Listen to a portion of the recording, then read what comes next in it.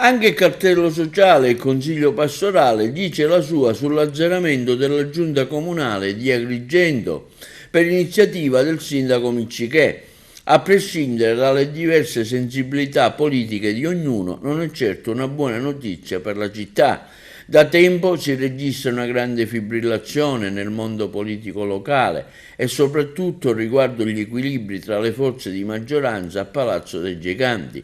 Tuttavia, il cartello sociale sostiene non è una buona idea arrivare alla resa dei conti all'interno dell'esecutivo in un momento come quello attuale. L'emergenza idrica da un lato, i clamorosi ritardi sul fronte di Agrigento 2025 meritano grande attenzione e senso di responsabilità davanti alle attese di una popolazione esasperata per la mancanza di acqua e perplessa sul modo di preparare la città a quello che viene ritenuto un appuntamento irripetibile.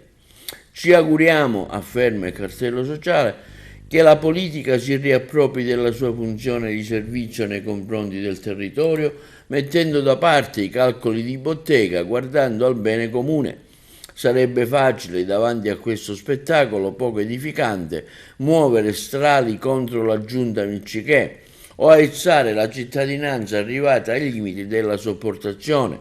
Tuttavia il nostro amore per Agrigento e il senso di responsabilità ci suggerisce di muovere un semplice richiamo ai maggiorenti delle forze politiche locali affinché si ripristinino le condizioni per un rilancio dell'azione amministrativa attraverso un messaggio forte che rassicuri chi si appresta a visitare la nostra città e che assolva anche una funzione pedagogica per contare sulla collaborazione degli abitanti.